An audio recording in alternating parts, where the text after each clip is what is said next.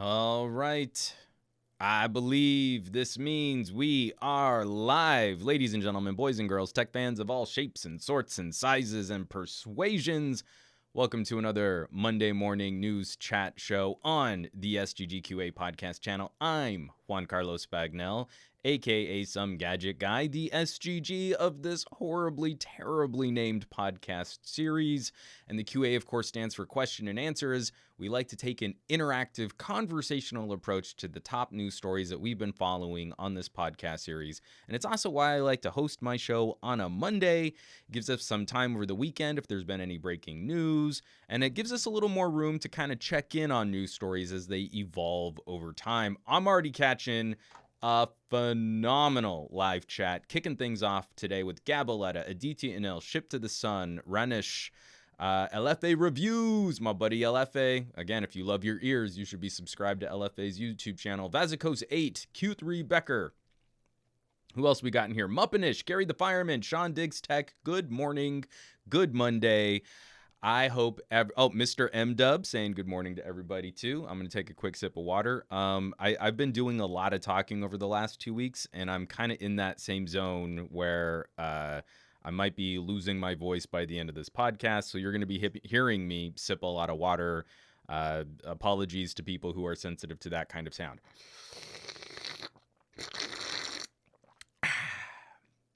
I won't do it like that for the whole show. I just had to do it that one time. Okay. First of all, I hope everyone out there, Sunday was Mother's Day.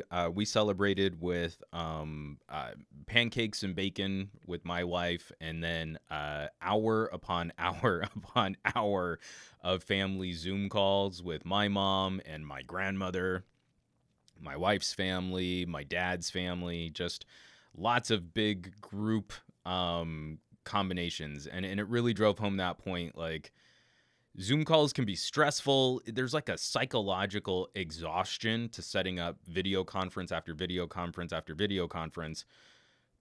But at a time where yesterday would have been all about trying to find a cute little brunch spot and, meeting up with some local family and breaking some bread, things that are very meaningful and things that are very important to my family. We were all still able to catch up, to see each other, to spend some time. One of my cousins came up with this like family trivia game. It was like 30 questions on Kahoot. And it was hilarious that like it took us just as long to get my aunts and uncles to go to kahoot.it as it did to actually play the game. But we made it. We actually played the game. Being able to spend some time like that was a really important component yesterday of just trying to check in, make sure we're all doing okay and staying sane as we're wrapping up this global situation. So I hope everyone out there, you were able to check in or to touch base or just to let someone know you were thinking about them. I know some of these days can be really corny, these sort of greeting card holidays that we can be really cynical about, but I also feel when that day shows up on the calendar, it can just be a nice reminder. It could be a nice reminder to look after each other and to just to remember, take a moment and think about what's important to us. So my plea, please, my standard spiel with any type of holiday of any importance or any significance is I hope you were safe. I hope you were well fed. And I hope you were spending some time either in person or digitally with people who care about you. So that's what I hope Mother's Day was for you. Matt Tyler, Mother's Day is in March here in the UK. But HMD to all your moms. Oh, sorry, guys. Matt Tyler and Aditya Anil, some nasty ASMR guy. And LFA Reviews, hour-long streams have been murdering my voice. It's no joke. You and especially LFA, I mean, we got to get those videos out of you, man. I want to see your channel in my YouTube feed, so you got to take care of your voice. That's another reason why I'm pulling the mic a little closer instead of doing my normal overhead mic setup. I got to keep that close so I don't have to broadcast as much. I'm going to be using a lower voice volume And Trent Marshall, I enjoy the holidays. I am firmly in the camp of any excuse to have a party. I am not picky about where a holiday might come from, so that we can break some bread and have a good time. Oh, and Gabaletta, I spent Mother's Day working all day. Well, I at least hope that you were able to keep important people in your thoughts and that people were thinking of you. So, and yeah, all right. So that's, let me get that out of the way there. Simon says, Hypno, hi all. I flew back to Ireland. I hope that flight was safe. Flying is giving me, like, just the thought of flying right now is giving me anxiety. So I'm not gonna dig too deep into that. But he did get to hang out with some family, so I'm glad to hear that too. All right, we've got a pretty heavy news block. We've got quite a bit of housekeeping that I have not pulled up my site to cover. And like last week, I'm not on as strict an eject timetable as I was last week, where it's like I actually had to bounce. But I actually do kind of need to bounce. So why don't we jump into some housekeeping? And I'm going to keep this one a little bit more focused. There was a lot of content that kind of went up broadly. I jumped in on Viper's Friday Night Vipe stream. I apologized to his audience because I knew I was only going to be able to join his stream for about an hour. So I kind of ran roughshod. I was super rambly over that hour. But he and I have finally caught up. We're going to have a creator chat with Vipe coming out soon, probably the end of this week. And then I've also got a ton of content coming out for Newegg. This last Thursday, I started production on 4 different videos that are going to be coming out with Newegg, from Intel's 10th gen launch to some STEM and kids makers toys, some fun makers tech. But the majors, 3 major articles that I want to highlight. All of the articles we're going to be talking about for this podcast and all of the housekeeping can be found on SomeGadgetGuy.com. So make sure you check out the website for everything that's happening here. But we're going to streamline this with my top 3 so that hopefully I can beat Matt Tyler and Adityanil and Gary the Fireman's housekeeping estimates. We're seeing 14 minutes from Gary the Fireman, Matt Tyler at 15, and Adityanil at 17. So let's see. Oh, and Sean Diggs Tech. Viper was extremely appreciative. You made the time, gave you several shout outs during his stream. I'm going to be very excited to share his creator chat. Most of my creator chat, you know, housekeeping, then I'll come back to Viper. Housekeeping, then Viper. Housekeeping, then Viper. Okay. Screen sharing here real quick. Number 1, do you really need a nicer microphone? And I've got a review of the Comica STM01. This was a fun video to put together. For one, I like the Comica brand. They're this boutique, low-cost audio brand. Lots of mics and interfaces and preamps and just some really killer gear that's all focused on creators. And the leaf blowers started just when I started this podcast. I could hear them at the opposite end of the complex, so they're going to be running through this show, and I can hear them outside my window now. But back to Comica, this is their very first studio microphone, a large diaphragm condenser, and I kind of used this as a way to do a little bit of home recording education and a microphone review at the same time. I feel like none of my old Some Audio Guy videos can survive on their own. And if I just do videos about mic technique, no one watches them. But if I sneak pieces of that into reviews of gear, that seems to get a much more positive reaction to people out there. I really like this brand, and if you're trying to make stuff and you're not paying attention to your audio, then I think you're doing it wrong. So, let me get this out of the way here. So, Comica STM01 review with a little side serving of good microphone technique. Then, this was another very important piece to put out. Let me go back into screen share. Another episode of Creator Chat last Friday. Joshua Vergara on tech, tea, and gratitude. God, these things are going to kill me. I'm seriously thinking about doing my podcast at another time. But landscapers seem to go through my condo complex 4 days a week. So I'm not sure when would necessarily be better. I've got to track what's going on here. Let me get this out of the way. Creator Chat 147, or SGGQA podcast episode 147, Joshua Vergara, Tech Tea and Gratitude. It's just... It was just a necessary conversation, getting to sit down with my buddy Josh, even though we live in Southern California. We don't get to see each other as often as we'd like to. And it's really important, I feel, to like catch up with some of these folks that I think are making more thoughtful content. Like there's almost like a different word I want to use for someone like Josh rather than like a tech reviewer. Like I want to call him a thoughtful editorialist, right? It's his commentary on lifestyle is more focused on lifestyle than trying to put together benchmarks and comparative analysis and results and, let me tell you how to spend your money and doing the harder hitting reviewer identity. I really like the more philosophical approach. And again, it makes it easier to kind of consume some of his content.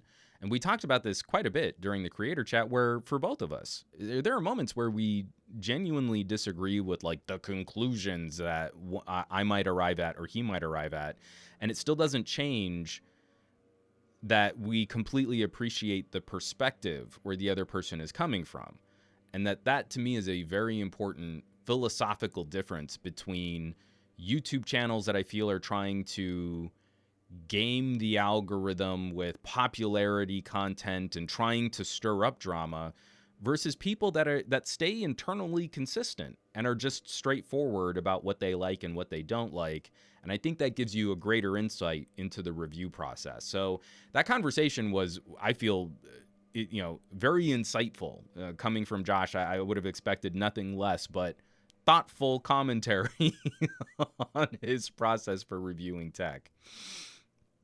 And last but not least, I didn't put out as many videos last week because one of the major videos I put together was the full LG V60 camera deep dive. It ended up being about a 35-minute video, and I still feel it was a bit incomplete because of all of the changes to my workflow and not having the creepy tunnel and the creepy gate and the tree in the field and all of my normal landmarks.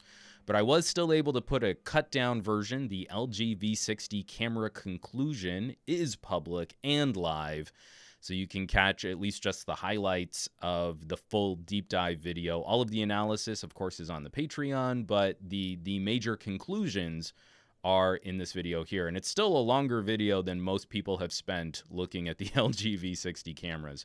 So if I just click over here on SomeGadgetGuy.com, I finally have my second phone listed under 2020 for camera reviews. I wrapped up my iPhone 11 Pro Max camera review at the very beginning of the year, and now the LG V60 is going to be on that list. Soon to come, OnePlus 8, OnePlus 8 Pro, iPhone SE, and TCL 10 Pro. And I say soon, and I mean that'll probably take place over the next 6 weeks.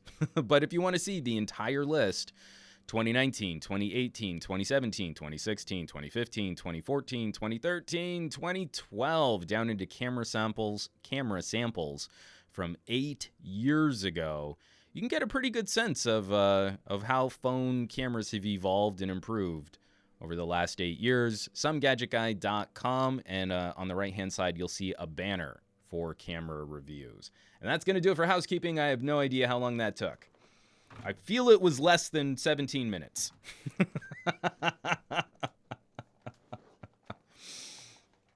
Sam, 34 kilometers. Josh is a really good content creator. He is an amazing... Again, I want to put Josh... I mean, I was praising him alongside guys like Flossie Carter in the creator chat because I like his process, I don't necessarily always agree with the conclusions, but I like watching his process. But also in terms of storytelling, there's a thoughtful and considered quality to his commentary that reminds me a lot of a Michael Fisher. I know he probably wanted his video style to be more like Top Gear, but I actually like the more grounded and again, I keep coming back to the word thoughtful, and it makes me enjoy his videos more, kind of gleaning some of his opinions that way. From Q3 Becker, I haven't had time to watch the creator chat with Josh, but I hope you convinced him to use an LG for media creation. I don't think Josh is ever gonna really like LG phones. I just don't think they're his style.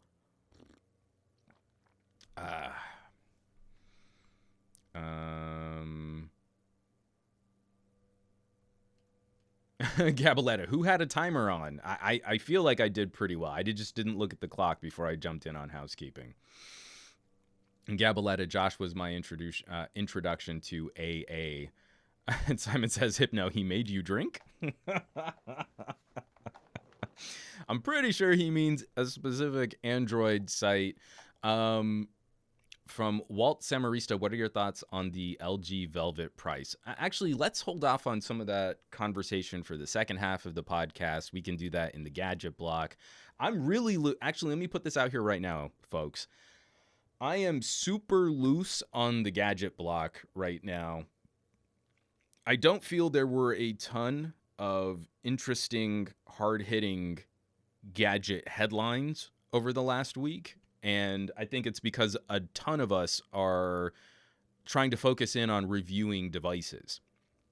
Right now, my workload is, iPhone SE and some accessories for the iPhone SE, my OnePlus 8s, where I still haven't quite caught up to doing reviews. And I got the benchmarks video out, but I need to catch up on the rest of the phones. And then last week we were talking about the TCL 10L, and the TCL 10 Pro just showed up on my doorstep after much drama and gnashing of teeth with FedEx. So I am in hardcore focus, use, analyze, and collect data mode. So much so I've completely reformatted my smartphone benchmarks Excel spreadsheet just so I could get a better handle on all this. So if there are specific questions or links that you want to talk about for Gadget Block on the second half, let me know. And then we're also going to be detailing. I put up a little photo comparison on the Patreon and on Instagram, and I'm going to be detailing what phone was which for a fun photo showdown between two unnamed smartphones. So we're gonna be digging in, but we've got to get through some news block. What is it? 9:18. I'm going to try and move through these really quickly because there's stories that we've been loosely following up on, and hopefully we don't have to take deep dive conversations on every single news piece that we've been covering. We've been kind of covering. From LFA Reviews, I can't imagine Juan's workflow. I'm struggling to get 2 videos done this week. It's been a lot. I mean, like we were just talking about Mother's Day. I'm in the middle of Zoom calls, and I had to stop myself because I was like, oh man, I should really be working on that script, or maybe I could shoot the A-roll, or maybe while I'm on the Zoom call, I could be doing some benchmarks. And it took me a lot to like put phone down, look at laptop screen, tell mom Happy Mother's Day. It's been a whirlwind of trying to get this content produced, and I'm kind of having to give myself permission to. It's okay if I'm a day late on my own self-prescribed deadlines, like it's got to be all right to eat dinner with my wife and daughter. They're right out there. I should maybe occasionally see them.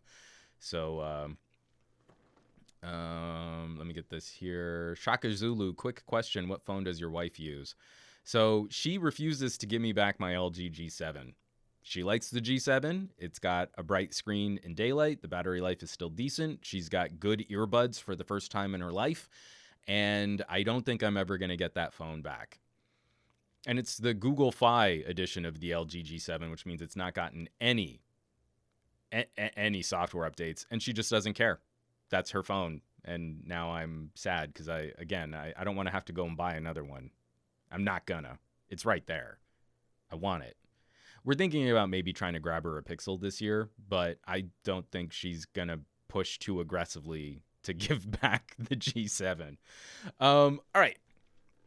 News block right off the bat. Right at the beginning, if there's an FCC story that we should be paying attention to, we're going to kick off news with FCC coverage. And the FCC kind of doing its job in maybe, I shouldn't say the least effective way, but considering who's involved with this story, I can understand why there's some drama over the FCC's policy here. Let me kick over into screen share. This is coming by way of Ars Technica, written up by John Brodkin, a regular writer on this, featured on this podcast. And the FCC fines Sinclair Media $48 million, refuses to revoke its broadcast licenses. So here's the deal. This got a lot of headlines because $48 million in one fine from the FCC is the largest fine that the Federal Communications Commission has ever levied as a single punitive action against any media company. So the issue that we've got here, Sinclair tried to merge with Tribune Media, and then also at the same time, Sinclair was running propaganda broadcasting using local news stations to make it look like these were legit news broadcasts, but they were they were basically just editorial propaganda written by Sinclair Broadcast Group. And so this fine, $48 million, kind of covers these distinct violations. What this $48 million fine, though, by Sinclair, it is no admission of guilt, and it just drops the investigation. So Sinclair is basically agreeing to pay $48 million so that the FCC will just kind of walk away. But again, $48 million is the largest fine that the FCC has ever raised, and for considering how much media Sinclair Broadcast Group owns, this fine actually represents a slightly larger chunk of earnings for Sinclair. Sinclair reported $1.6 billion in revenue and $44 million in net income for the fourth quarter of 2019. So this fine is slightly larger than one whole quarter of profit, of net income. So it's interesting to see the FCC like try to make the headline. You know, this is the biggest fine that the FCC has ever collected. $48 million is really not that big of a fine, but the way that Sinclair discloses their earnings to shareholders, it's a full fiscal quarter. You know, like I kind of feel like that's something that should have happened to Apple for battery throttling, right? You know, they got hit with a couple little like $5 million fines, and then, you know, like, oh, well, we'll do this battery replacement program. So it's complicated. From the article, let me actually quote this passage here from the article. The FCC decision was expected, but is also unlawful and disgraceful, Benton Institute senior counselor Andrew Schwartzman said. From 1978 through 2012, Schwartzman led a nonprofit public interest telecommunications law firm called the Media Access Project. Schwartzman said yesterday, quote, "It was entirely predictable that FCC Chairman Pai would try to let Sinclair avoid a hearing as it prepares to seek to renew its licenses starting next month.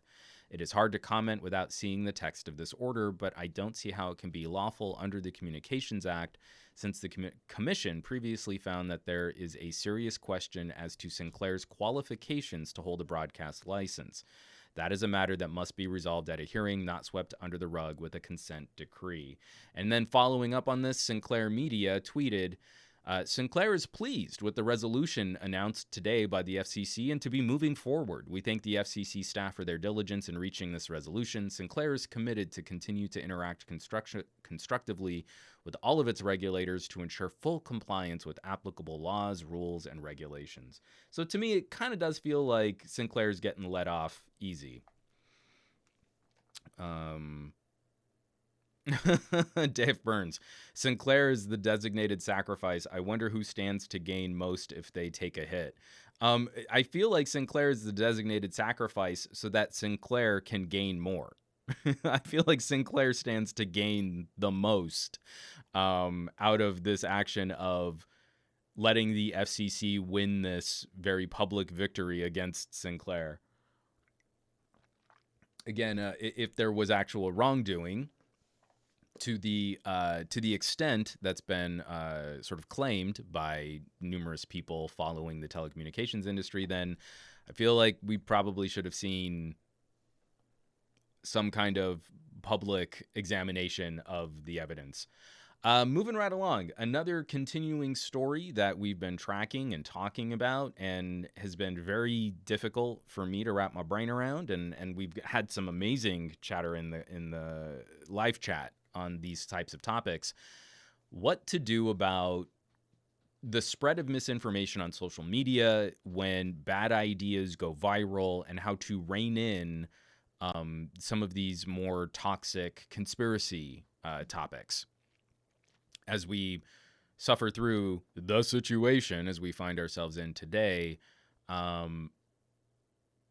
These types of corrective actions need a lot of nuance. Last week we were talking about deplatforming, and on one level, I agree with the notion of trying to stem, like you deplatform someone who's spreading conspiracy theories, you're going to embolden the people who are already infected, but you might chill the momentum of those bad ideas spreading out even further.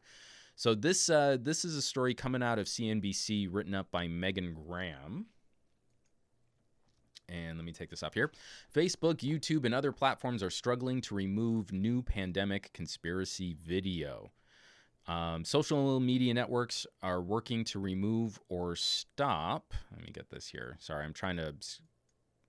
Oh, that's right. CNBC does this annoying pop-up thing where it gives me a Twitter link, but I can't easily highlight text. There we go. That doesn't look any better at all. Social media networks are working to remove or stop the spread of a viral pandemic conspiracy video that contains false, misleading, or unproven claims about the situation.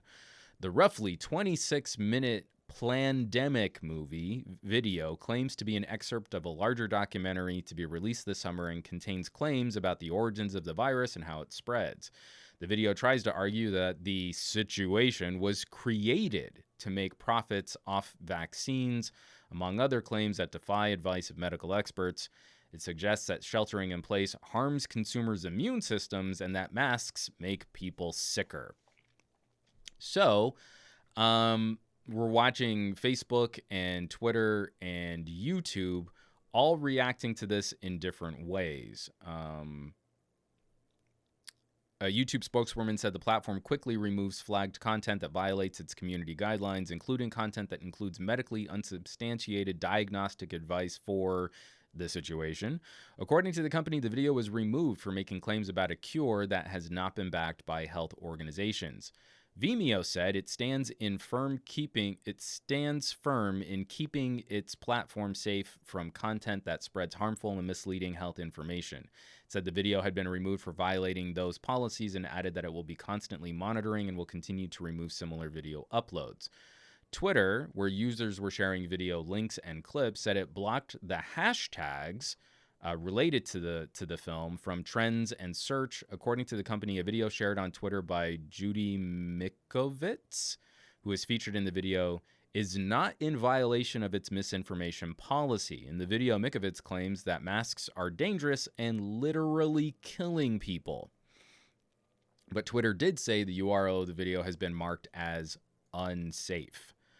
And Simon Says Hypno, she's been discredited a few times already. Stole a laptop from her former place of employment. Good to know. So, she's medically inaccurate and a thief. I have no evidence as to what Simon Says Hypno might be discussing there. I have not dug into her background. I don't feel like that would be a valuable use of my time. I feel like there is a common fog for some of these how this has spread. We've been watching a few talking points about like, well, New York wouldn't have been hit as hard if everyone were outside.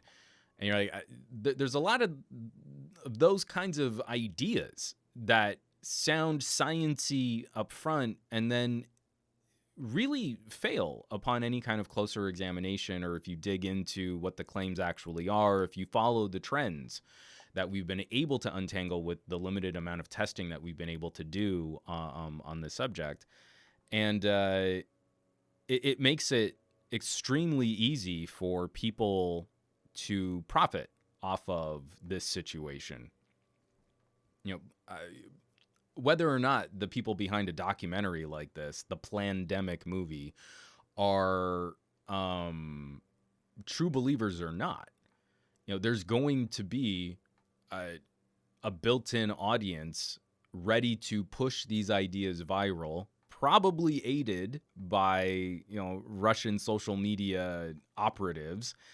And you stand to benefit, you stand to profit off of that type of community action.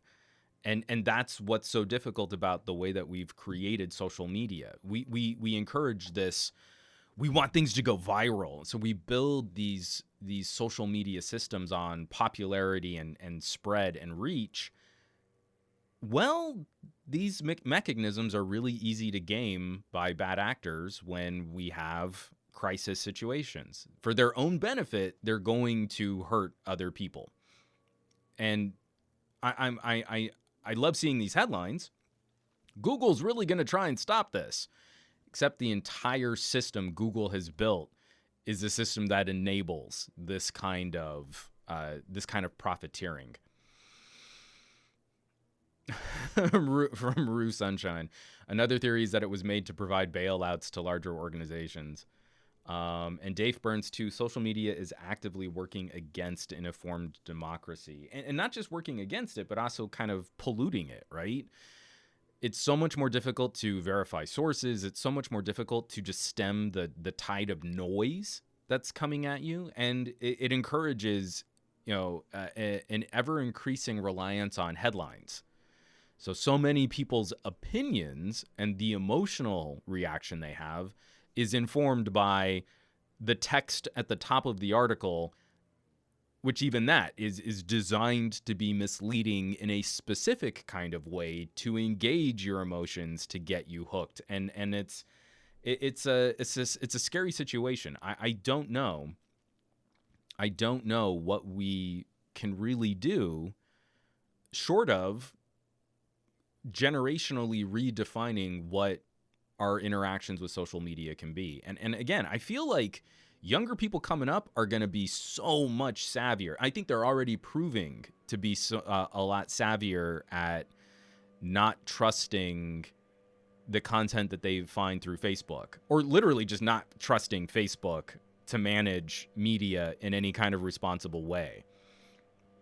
From there, how do we protect the more vulnerable members of our society, the parents and grandparents and great-grandparents who, used to give us lessons about, not talking to strangers, but then seem to be more willing to fall for some of this misinformation. I don't know. There's always going to be that component of our society, the people who are these kind of lazy truth seekers. Like, they want to be in on a secret.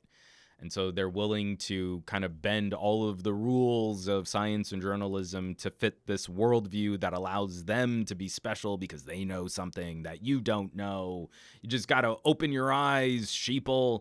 Gotta see the truth. And then you've got flat earthers.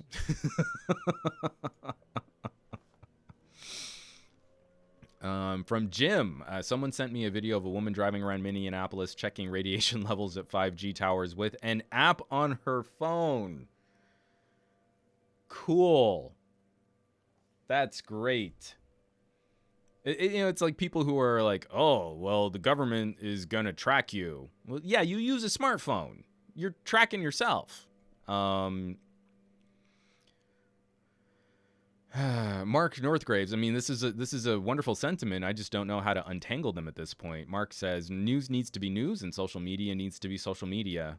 We talked last week. If you tag social media, if you tag these posts with sort of unverified or contains misinformation, it does seem to have a chilling effect on how much that story is spread. It's just who watches the Watchmen. You know, at some point you still keep digging down these paths of who's verifying this information and what trust or credibility does that agency have. From Dave Burns, my sister shot down my mom and my grandmother yesterday on a social policy she disliked, and it was entertaining and terrifying. Yeah, I feel like we're going to have a lot of that. I feel like, you know, kids are going to be pushing back against their parents and their grandparents. And I feel like there's going to be a lot of cross-generational learning that's going to happen. But it's going to get worse before it gets better. And Viper's in the live chat, dropping some fire. Everyone say, hey, what's up, Vipe? Had a blast on your live stream on Friday. And I will be really excited to be sharing our creator chat this week. So everyone say, hey, Captain of Team Apple in the house. It's good times. It's good times.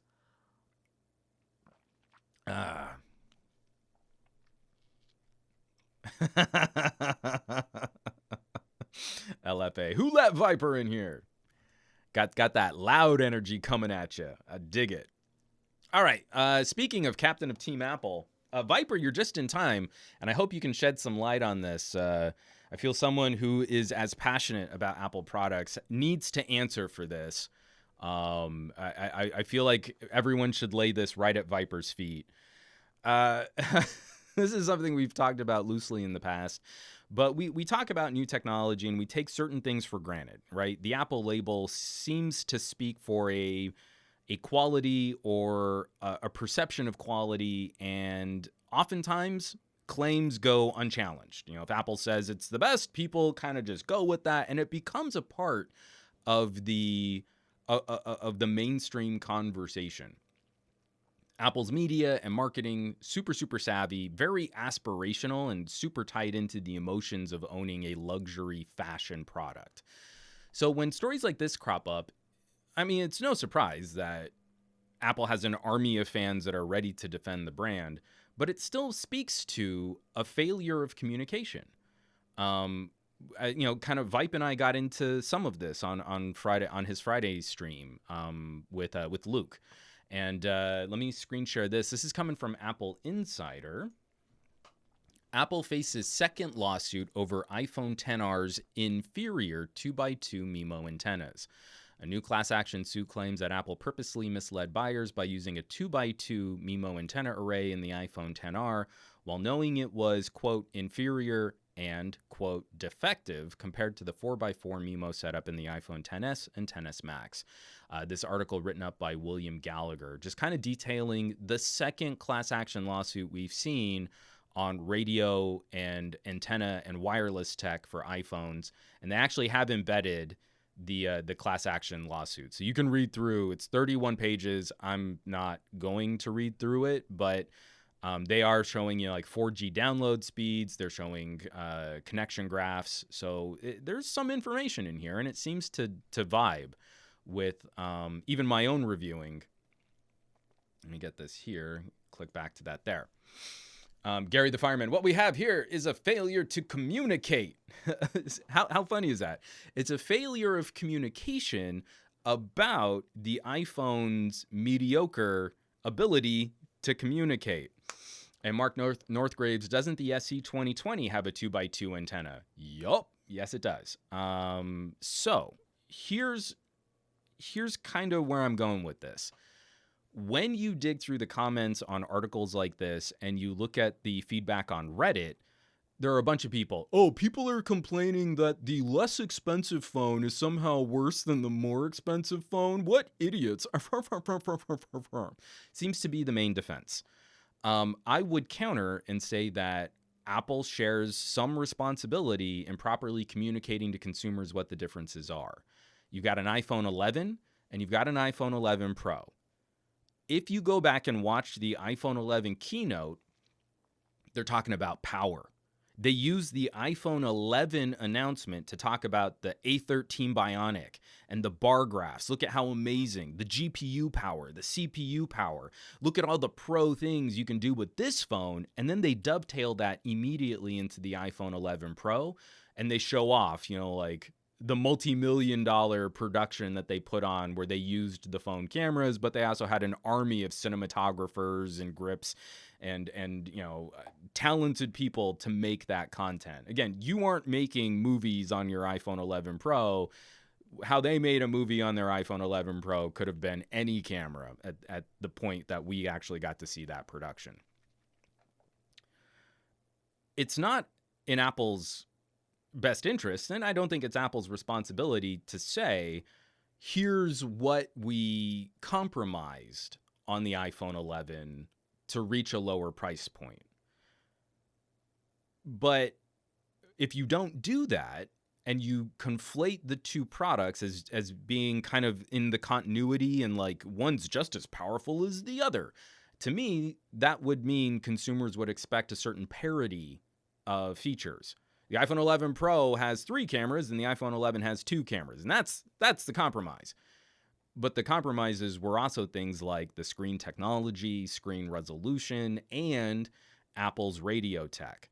And since the iPhone XS, this is something that I keep getting shouted down by Apple fans on.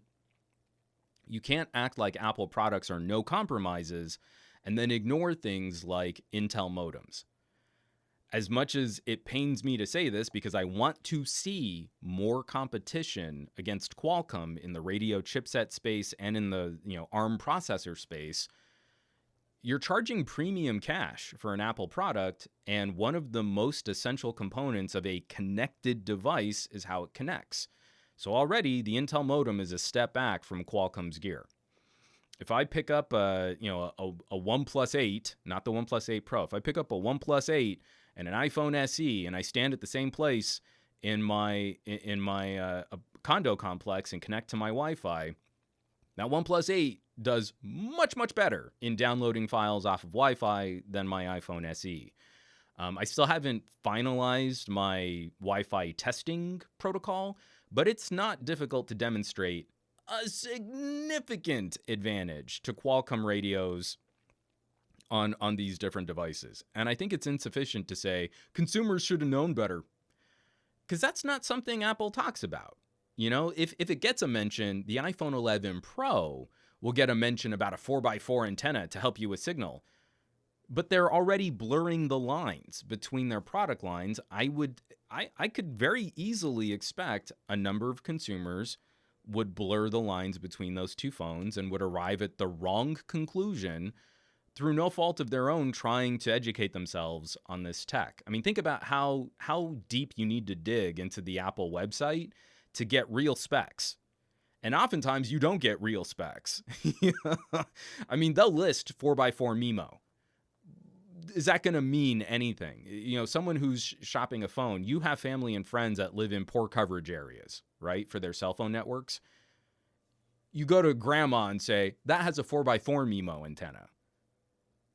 And you walk away, was that person really properly educated as to what's going to go on with their shiny new expensive phone? I would argue no.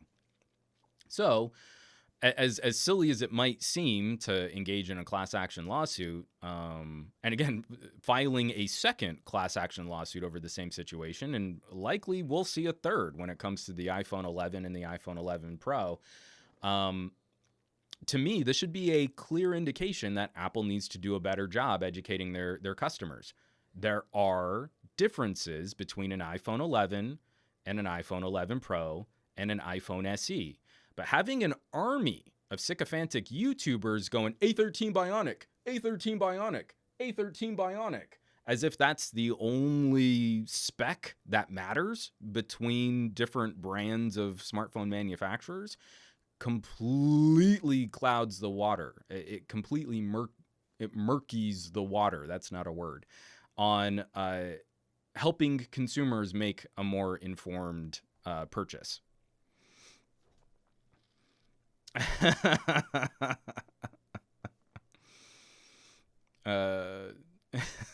Matt Tyler, that's dirty.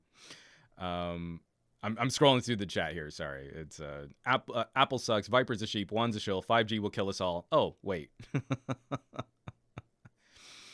Dave Burns, sad Intel noises. I was really frustrated that Intel got out of this. The Intel radios, the Intel modems were getting better, but then they bailed. And you're like, God, I know it's got to be insanely difficult to compete against Qualcomm and fight their army of lawyers on copyright and patent law and all of that mess. But we need another company making good radios and antennas here. It's just, for as much as I want to celebrate Apple using a competitor, because Apple and Qualcomm are feuding, you can't claim indomitability on a smartphone. You can't claim a no compromises device or act like radio reception is NBD. Like, you actually do need to do a better job telling your consumers, by the way, if you live in terrible coverage, you might not want to get an iPhone SE.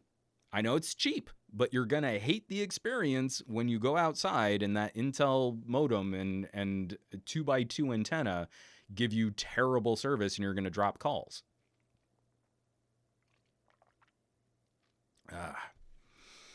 And from LFA Reviews, I hope the iPhone 12 does Wi-Fi better. The current Wi-Fi used to frustrate me to no end while I was at work. I mean, like, in the same place in my condo, at the edge of my Wi-Fi network, I can sometimes triple the download speed from my NOS to my phone, going from an iPhone to an Android. And like, for a lesser expensive Android against the most expensive iPhones, the iPhone 11 was strange because it would also lock up. Like, I'd get this burst of fast download, then it would plummet, and then it would never recover. And you're like, this is ridiculous. On an LG V50, I can get 4 times the download speed in my garage, but the iPhone started at a faster download and then locked up and never came back to full signal strength. I mean, it's Apple and radios, Apple and batteries. These are not strong areas for iPhones. And yet we keep having this like, oh, but, you know, Apple Premium and Apple the best. And you're like, there's some nuance here. Again, it's like Simon Says Hypno, it's an obfuscation of marketing. From Fat Produce. And everyone say, hey, Andrew, in the live chat. From Fat Produce, people don't understand that you need to choose your service coverage first and then the device. Again, marketing definitely working against a lot of people there where we're emotionally tied to these brands. I mean, I'm not immune to marketing. I am not, magically able to separate my feelers from how I spend my money. Speaking of lawsuits, I want to shift gears here. From Dave Burns to, sorry, this is a great comment though. Apple has insane software cohesion that seems to be their competitive advantage. It's as soon as I bring up Apple, I mean, the one primary advantage is iMessage. But outside of that, I've got a number of family that are, I mean, think about, I did all of Mother's Day on Zoom, not on FaceTime, not on Duo, not on Meet, not on Skype. Everyone did Zoom. So again, Apple's software, this strategy is not undefeatable. Yeah, that was a dumb double negative. Apple's software strategy is defeatable. It's just services need to find that kind of, that point where people care about them. I've shifted my own behavior from, using Google Music, whatever Google Play or YouTube Music is a streaming service, to a combination of Spotify and Tidal. Like, there are ways to work in this space and get people interested in different services beyond just what was laziestly easy to set up and operate out of the phone. And I think that's going to be a very sensitive strategy for Apple moving forward, is reconciling, how their ecosystem maintains a certain customer base, but isn't always good at reacting to changes in the market. And that's heady stuff. I mean, again, that's far longer a conversation than we have to spend on this podcast. Gary the Fireman, Bendgate. I mean, we can do the breakdown. iPhone 4 had antenna issues. iPhone 4S fixed them. iPhone 5 had battery issues and build quality issues, especially with like rattly buttons and things like that.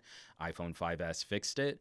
iPhone 6 bent badly, but from the iPhone 6 to the iPhone 8, flex damage on all of those phones is a known problem, from things like touch disease to component failure to screen failure to touch ID failure.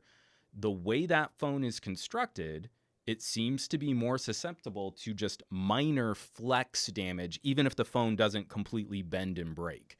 Again, we can keep running down the list of these types of hardware issues and shenanigans, but they don't get the same kind of visibility as what Apple's marketing is able to kind of sweep under the rug.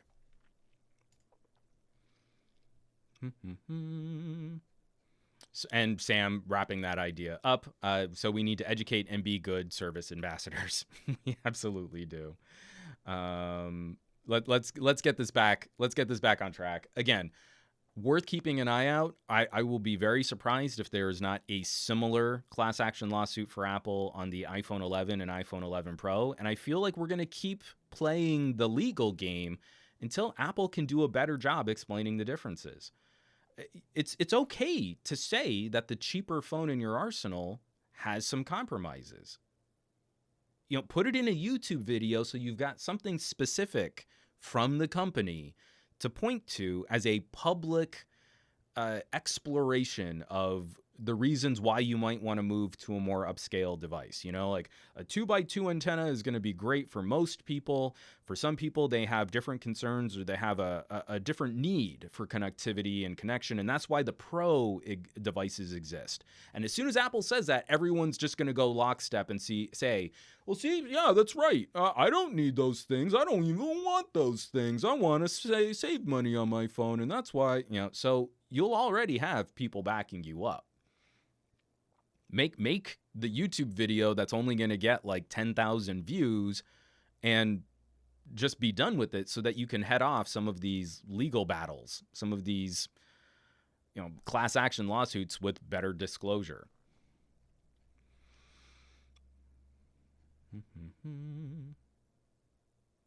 And get that back to there. Fat Produce, isn't the nature of cheaper devices that there are compromises? It's just about what compromises that the user can live with in an ideal world. And instead of conflating the Apple logo to mean the same tier of premium across all devices, I think you do a disservice to the Apple brand when consumers think that's what's going on. I got to take a drink of water here.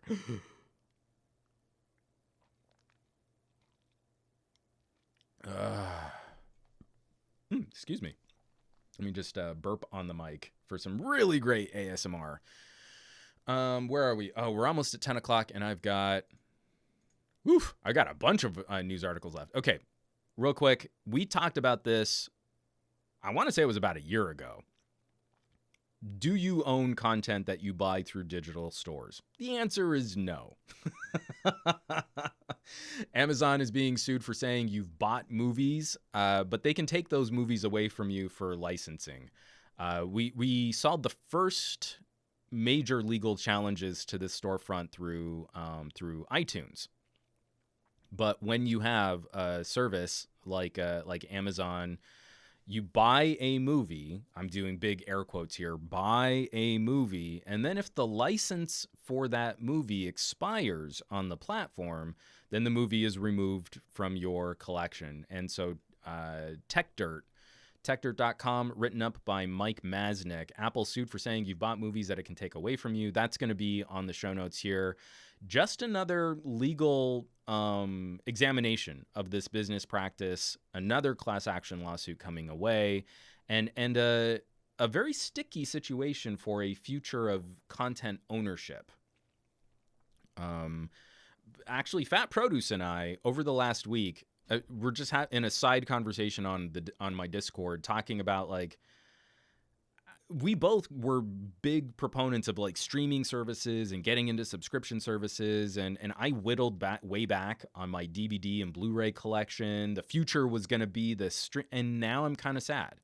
Now I'm kind of sad that I gave up on some of the shiny plastic discs that I had, because it's harder and harder to find some of the more obscure movies in my collection. You know, some of them, you know, fired up on Amazon and then they kind of went away. And it wasn't that I had bought them. It's just now they just don't really exist, or the licensing falls through media ownership, or the copyright expires. It gets really difficult to keep up with. And increasingly, especially for my daughter, I'm thinking like, if I'm going to buy a movie, I might aim to keep buying the disc, so we have some kind of hard copy backup that we can always turn to.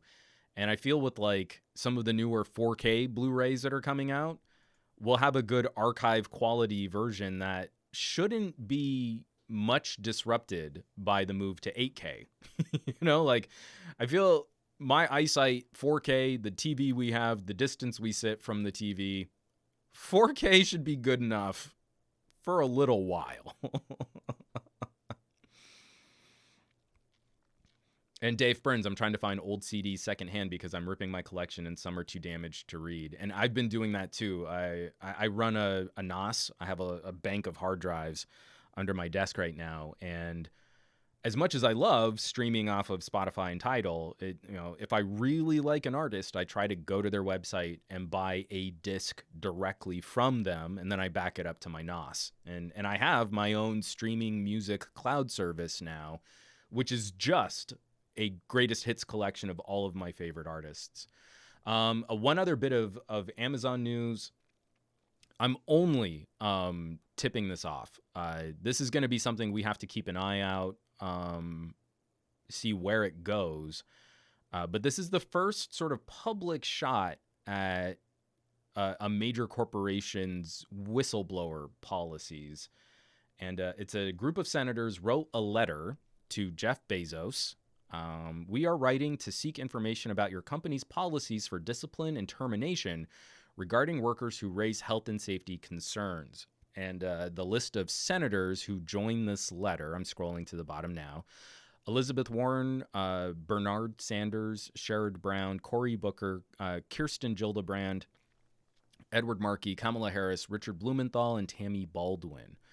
And so they're starting a public inquiry asking for more information on a number of named Amazon employees: Christian Smalls, Bashir Muhammad, Marin Costa, Emily Cunningham.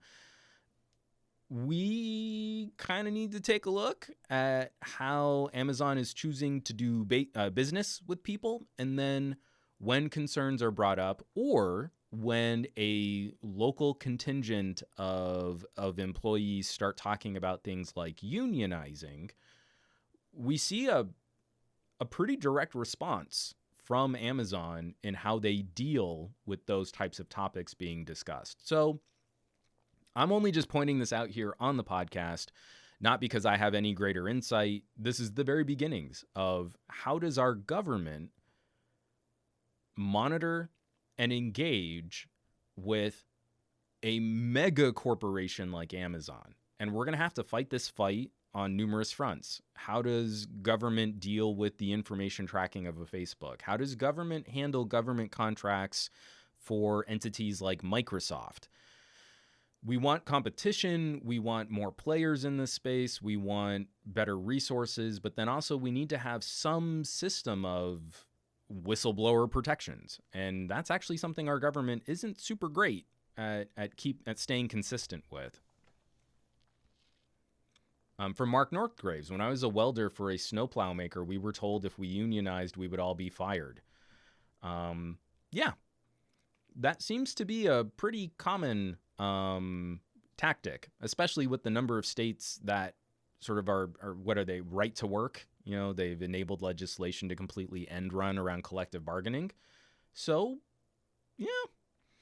Jason Campbell: I bet everyone is missing Bernie Sanders now. Actually, not missing Bernie Sanders. Bernie Sanders and Elizabeth Warren have actually been like so much more involved and engaged at the senatorial level. I'm actually really glad in this moment that they're currently not on campaign trails because of their influence over the Senate right now. But Yeah, I mean, especially from my political background, I, this isn't shaping up the way that I would want it to.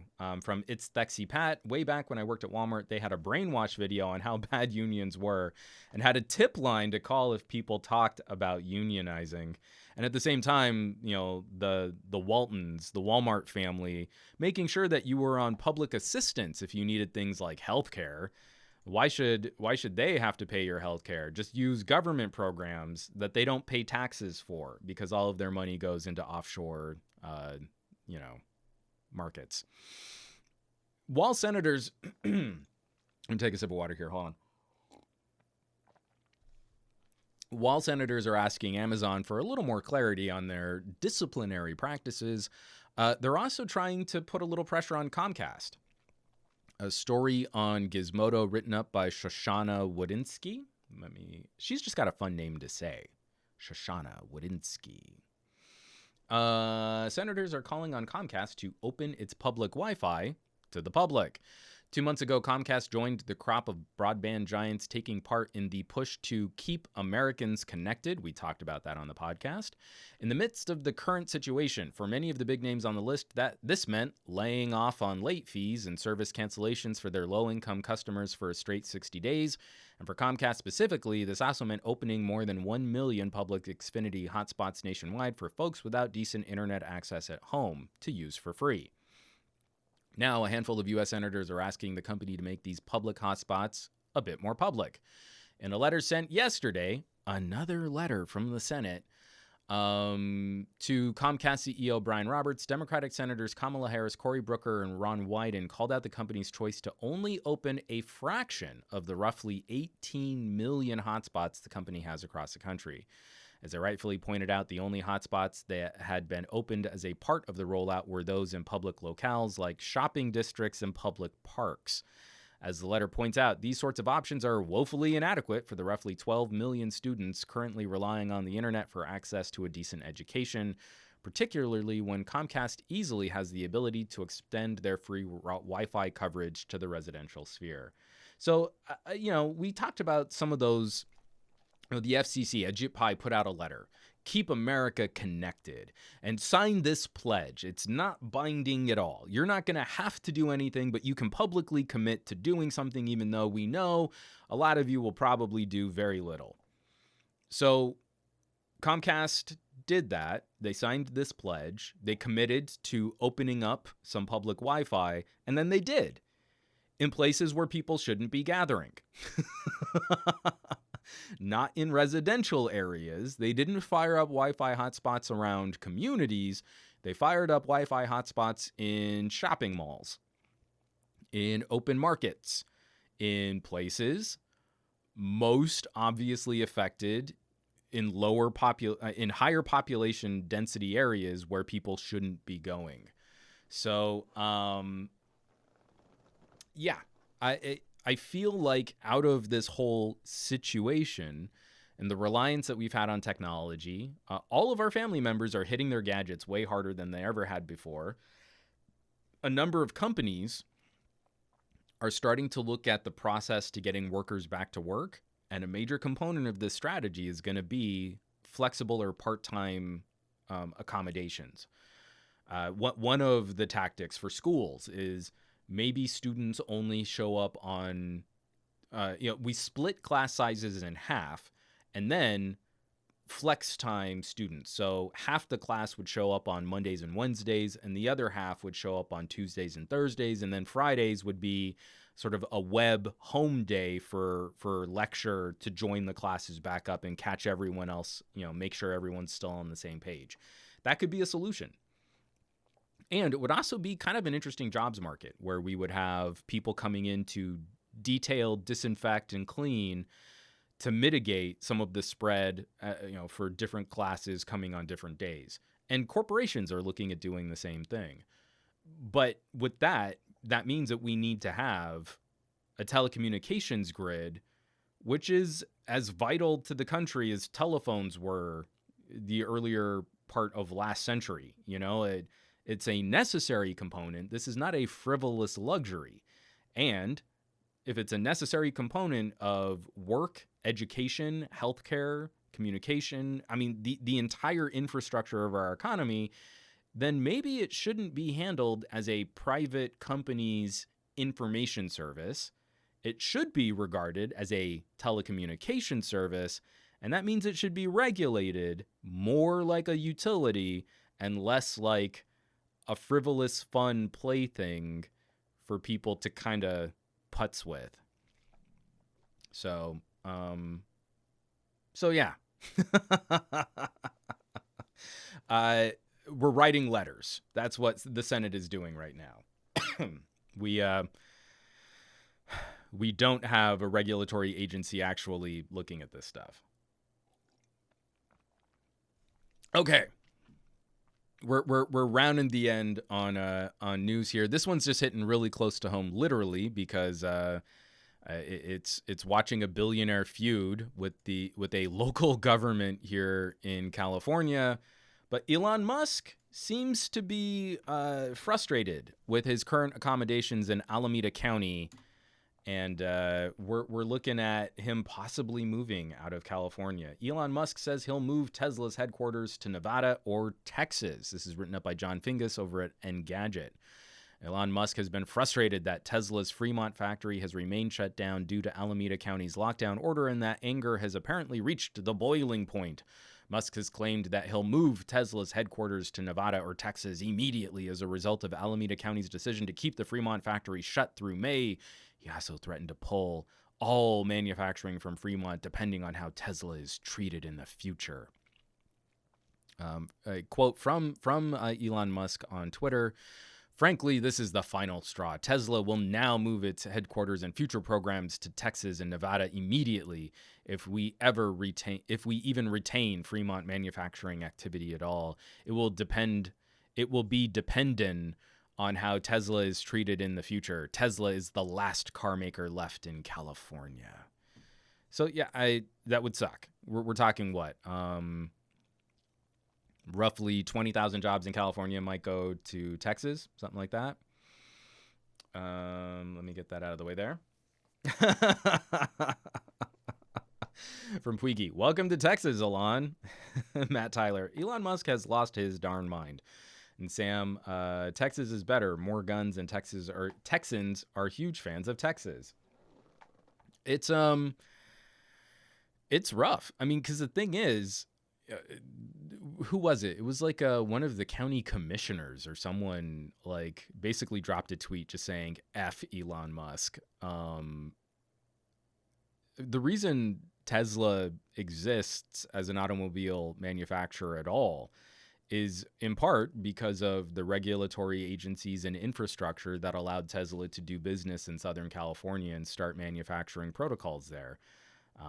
Again, clean air initiatives, subsidies on batteries, on hybrids. California led the way in that. And so there's a very large public investment in infrastructure and tax dollars that Tesla can point to California to credit some of their early success.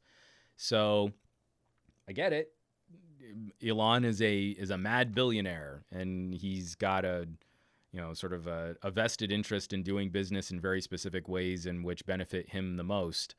But I feel like some of the lawsuits that he's proposing against this county are going to start getting hit with counter lawsuits. And I don't know that I'd want to go up against the government of California.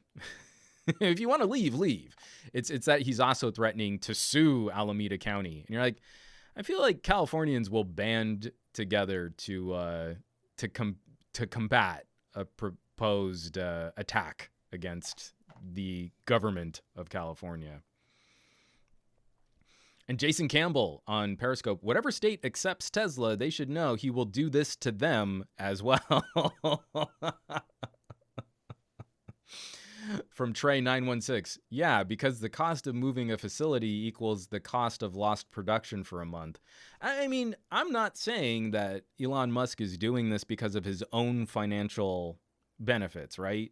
If Tesla had met certain production goalposts, certain production marks, he would have benefited to the tune of something like $700 million. So if the costs for moving production out of California are fielded by Tesla Corporation, and those costs, are not fielded by Elon Musk personally, then when they get that performance back up and the manufacturing back up and the cars are leaving the factories and Elon Musk gets millions in benefits, then sure. I mean, that's how capitalism works, right? It doesn't matter if tens of thousands of jobs are affected, if, regulatory situations crop up where Texans have probably laxer environmental policy and Tesla can do business in a way that's a little bit cheaper. And as long as Elon Musk makes another $700 million, then really that's what's good for everybody, right? Fun fact. So, yeah, I mean, again, it's sort of making someone like Elon Musk an icon comes with some pros and cons. My mom loves her Tesla. I don't feel like that's going to turn her off from driving her car. Whether or not she likes the dude who started the company that made her car is a completely different conversation. All right, folks, we got to take a quick moment here to chat about the subreddit. Every podcast has a subreddit.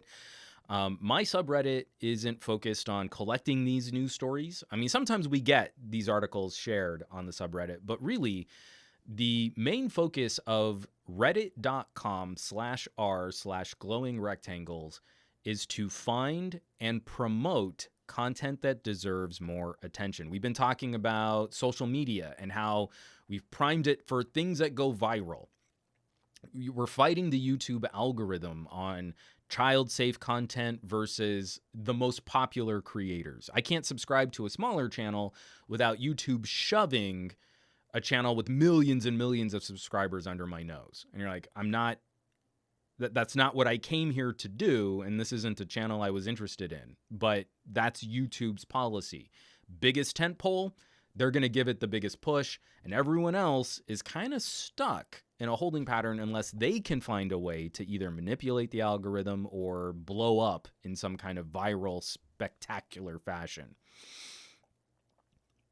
Trying to build or maintain a community off of true organic growth is becoming increasingly more difficult. So reddit.com/r/glowingrectangles. I created this Reddit community to try and help. It's never going to be the solution, but it's one opportunity where if it's a larger channel that's struggling with the algorithm or is still trying to produce content in a different way, they deserve more attention. Please share them on this subreddit. If they're an up-and-coming creator, just building their audience, just hitting monetization, share this content. And if you've made this content, I would hope that you would come and share your own content. We don't have rules on this subreddit about self-promotion, unlike larger subreddits that really frown on you sharing something that you've made. Someone else needs to share it for you, and even then, it'll still probably get removed from the subreddit, like our Android, if the mods over at our Android don't like what you share. So, yeah, Matt Tyler already beat me to it. LFA Reviews won the subreddit this last week, and not for sharing one of his own videos. LFA Reviews shared a content creator I had never seen before, and she has now one of my new favorite channels to watch. Like, I'm going through and watching all of her older stuff. So these are the top stories at reddit.com/r/glowingrectangles. Number 1, top of the charts, the most popular post this last week. No camera, no computer, no problem. KineMaster workflow from Atoll Visuals. She's only got 67,000 subscribers, and I kind of feel like she should have an extra 0 at the end of her subscriber list. This was a masterclass on making artistic and beautifully shot footage from a phone and a handful of tools that you probably already own. Again, there's no reason to think that you can't start media production, content creation, video production, and start it off on your phone and not have to compromise higher quality content. So she breaks down some of the practical tips and tricks that she's used for shooting from a phone. Major props, because most of the video I think she's shooting from a Pixel 4, which again didn't have the best marks last year in reviews for video content, and yet she seems to be making beautiful content off of a Pixel 4. It doesn't seem to be holding her back. It's funny how professionals with their hands on these tools seem to achieve things just fine, even when tech reviewers say it's garbage. Yeah, this video is a joy. I was so happy to see this video on the subreddit. This is exactly the kind of content I personally hoped to find, right? Every day, this subreddit does me proud. But this was a shining example, a crown jewel example of someone who deserves more attention, someone who's making high quality content, someone who has an interesting voice, an entertaining voice in the sphere, and shared by another one of my all-time favorite content creators from LFA. So deservedly, I am happy to see no camera, no computer, no problem, top of the charts. And then second place, another one of my all-time favorite commentators on the world of technology, Tech Alter. This was posted by Alzambino. The transformation of OnePlus is now complete. This is sort of the bookend. Years ago, Tech Alter put out a video about how enthusiast brands will betray you, and this is sort of a follow-up commentary on OnePlus. Everybody's been gnashing their teeth over OnePlus's prices going higher and the sort of infrastructure between OnePlus and Oppo blurring some more lines. And I'm still not sure why people think OnePlus should only be putting out $400 phones. That is not a profitable endeavor. Your business will fail if you only talk to enthusiasts. So at some point, that brand is going to pivot and go mainstream. And this is his video follow-up to talk about his perception of the OnePlus brand and where they've made that mass market pivot. I mean, even down into examining the advertising differences between Oppo and OnePlus. It is phenomenal commentary. And again, if you care about the entire business of technology beyond just, reviewing the phone, but you want to consider the philosophy of the manufacturer of that phone, you should definitely be subscribed to Tech Alter. I'm probably preaching to the choir here. Anyone subscribed to my channel likely has his channel on lock. Let me scroll this down. From Gabaletta, you mean to tell me we can make great content using my $1,000 phone? Say it ain't so. And another comment from Jason Campbell. Tech Alter's video was a great follow-up to his enthusiast video. Again, it's smart commentary. I love his style. And rounding out the top three, this is actually shared from Android Authority. So this is a channel with 3.3 million subscribers, but they took a look back at the LG V40 and that this could be one of the best deals on the used market. I feel like the G7 and V40 era of phones were horrifically underrated. They did not get the attention from reviewers that they deserved. It was a strong year for LG hardware. I think they got kind of written off as Samsung also rans. Last year with the V50, shaky launch with the 5Gs. The G8 got panned for air gestures, even though it's still, to my memory, one of the only phones that has ever offered true secure face unlock and a dedicated hardware fingerprint sensor, not an in-display fingerprint sensor. You miss out on some of these key, lifestyle benefits if all you do is focus on like, oh, well, they didn't sell well, so they must not be as good. And you're like, that's not good commentary. So props to Android Authority here. It's an interesting, kind of look back on a phone that punched above its price tag. And get this down here. Gabaletta, I would love to get my hands on a G8. Where is my G8? My G8 stays with me. This is my G8. I love my G8. Still a great phone. And also, especially from using the V60, it's nice to have kind of the LG flavor in a device that is way easier to use one-handed. But wrapping out the rest of the subreddit, we've got some great, again, super broad collection of topics here. Modifying your USB-C device to charge via USB-C. Just kind of a gadget hack video from a channel with 400 subscribers. Some doofus in a hat with a punchable face talking about the LG V60 camera. We've got spectacular gadgets looking at the Samsung A71. TCL 10 Pro 24-hour reviews from Unnamed Reviews, a channel with 878 subscribers.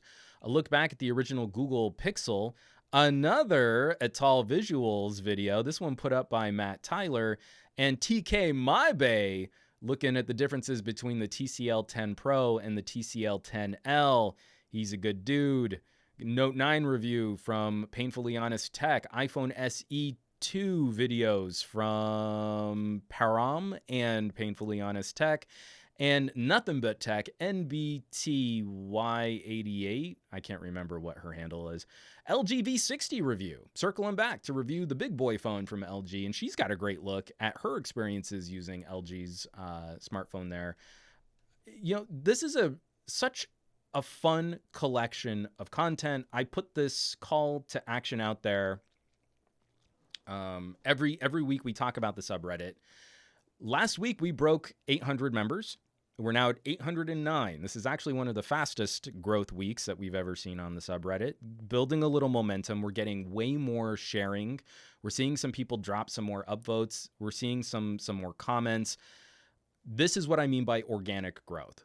I'm not trying to promote or hype or manipulate Reddit's algorithm so that we can manipulate YouTube's algorithm. I want this to be real community. And every time I check in on the subreddit, I'm seeing videos that I would not have found if I were only following YouTube. I'm now subscribed to all of these channels.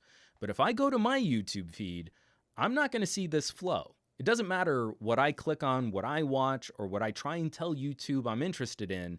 As soon as I subscribed to, to a channel like Atal Visuals, oh, well, if you like camera stuff, here's a camera reviewer with 4 million subscribers. I made an effort to subscribe to a channel with 67,000 subscribers, and YouTube could not push her out of the way fast enough to recommend I follow some real channels that makes them more money, that they get more views, and they have a bigger audience. So I should want to watch those popular channels better. And that's not what's going on here. If you want interesting commentary, if you want diverse commentary, if you want different perspectives to weigh the pros and cons of different aspects of consumer tech, you need to vote with action. It's not enough to just passively watch a video and go, oh, that was neat. I hope they make more. Active participation matters. For those of you that are financially able to kick a content creator a couple bucks or a Patreon subscription or a cup of coffee, that is an amazing contribution to producing content.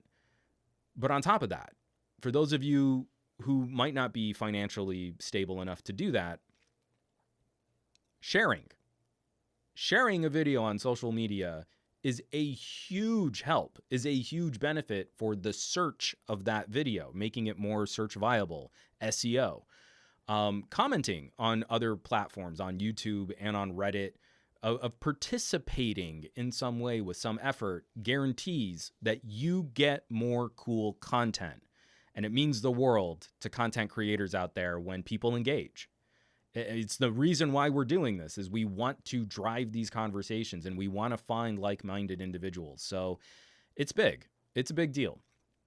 And watching someone like Atal Visuals immediately up against a channel like Tech Alter and those two channels beating out Android Authority. That just makes me so proud of this little community here. Reddit.com/r/glowing rectangles.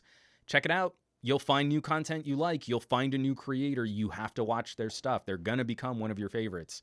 It is such a joy to watch this community grow and to occasionally be a part of it. Like did I make the top 5? 1, 2, 3, 4, 5.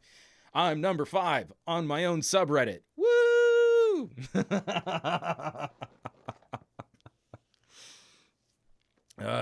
Such good times. Oh, Matt Tyler, it's an awesome subreddit. Um, let's move into some gadget block real quick for the gadget block. And actually Ron Collins in the Discord just shared this too, but I've got the Engadget link here. Let me get this out of the way. I love Thunderbolt. Apparently Thunderbolt is not very safe. Excuse me. Oh, Sam saying he's going to be on the subreddit. I don't know why you guys don't share. Sam does a Sunday stream. Excuse me. Sam and Matt do a Sunday stream, which is hilarious and fun to engage with, where Sam is like a manic Chihuahua American and Matt is like a chill British Mastiff. And they talk about tech, and they've had some phenomenal guests. Like I was on there, so obviously they've got excellent taste in their guests. But you can go to Twitch, pull the video that you shot, and share it on Glowing Rectangles. I don't know why you don't. You should. I'm just saying. Active participation to share your own content might help. You know, it's a thing. Anyway, back to some news. Apparently, Thunderbolt is super insecure. That the way that Thunderbolt handles information and components and has access to your computer system is not safe. So Thunderbolt flaw lets hackers steal your data in 5 minutes, written up by Steve Dent. And this isn't one of these like hypothetical, you know, well, if you do this and it's an unrealistic and you've got a server and you've got like $1 million, you could maybe pull some information off of someone's RAM. Apparently, for about $600 worth of gear and direct access to a machine, you can plug something into a Thunderbolt port, which will just give you everything that you want off of the computer. And this was actually detailed a couple weeks back. A leaked internal video at Microsoft was showing that this process is one of the reasons why Surfaces don't have Thunderbolt on them. Apple mitigates this with a hardware encryption protection chip, which seems to be the only way to prevent this this memory access. And so I think Intel is going to be working on, they call it like kernel protection, kernel memory access protection. They're going to be working on improving that. But for the time being, there's a general advisory out that you should avoid ever leaving your system unattended while powered on.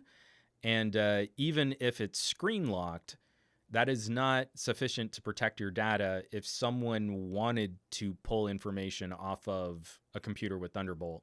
From the article, they're saying like for like a regular average consumer, we're talking about $600 worth of gear, and it wouldn't be difficult to like move this setup to someone's location and try and pull this data. But you know, if you were talking about 3-letter agencies like the NSA or the CIA, it would not be hard to miniaturize this process and make it very, very quick to circumvent the protection on a laptop. So, you know, Thunderbolt. I love Thunderbolt. I loved seeing external GPUs and having a one-port solution that could work for everything, like you know, monitors and storage and accessories and peripherals. But I guess USB-C is going to have to be good enough for a while. So that's a bummer. Charlie Spirit Song. Intel is moving to be the industry standard, but if this is industry standard, then not only Intel, the U.S. government would need to panic. Well, and I think it's one of the reasons why we see a number of government solutions that probably aren't using systems with Thunderbolt on them. Now that this has been disclosed, I'll be curious to see if and how that changes. When I was working for a DOE contractor, we would get advisories from time to time, and then we would have to consult with Los Alamos National Labs on how we could disable parts of computers before we sent them over to the labs to prevent, you know, data insecurity. One of my favorites was like, we were in that whole crop of like Palm Pilots and Windows Mobile PDAs. And when they started putting cameras on them, that was a huge deal. And we were trying to find ways that we could circumvent the built-in software on the PDAs to disable the camera access that wouldn't be replaced if the PDA was hard reset. And you're just like, it was a cat and mouse game. It was crazy. And then 2 other little bits of hardware news. We might be facing, for one of my most anticipated phones of the year, for how much fun I'm having with the TCL 10 Pro and my iPhone SE, we might be seeing some sticky situation for the launch of the Pixel 4a. So this is Android Police, but they're catching this from Kashi's blog. It's a German blog, and I don't read much German. But they're looking at Vodafone ordering, Vodafone order fulfillment, and it's looking like Pixel 4a's won't be headed to Vodafone until June 3rd. So they might not be heading to Vodafone until June 5th. Sorry. We were seeing some early commentary that the Pixel 4a would be landing the middle or the end of May. That might be getting pushed just a little bit further into the summer. So I'll be curious to see how the Pixel 4a manages now that the iPhone SE has kind of cornered the market on talking about a $400 phone, and the TCL 10s are building a huge groundswell of chatter on a $250 to $450 phone. This is now really sensitive territory for the Pixel 4a. I feel the Pixel 3a blew this door wide open last year. We, especially in North America, we were not taking $400 phones as seriously until the Pixel arrived to kind of open that market back up again. Now, this year, they're going to be facing some pretty tough competition.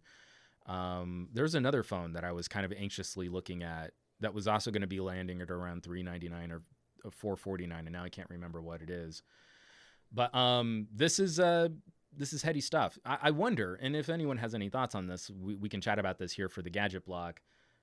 Do you think that there's like a race to lose, right? The iPhone SE is going to cater to so many people in the iOS side of the equation. Was there anyone who was seriously like sitting this out saying, I want to buy the first nice $400 phone that gets to me, and if it's a Pixel, then I'll buy a Pixel, but if it's an iPhone, then I'll buy an iPhone because all I care about is $399.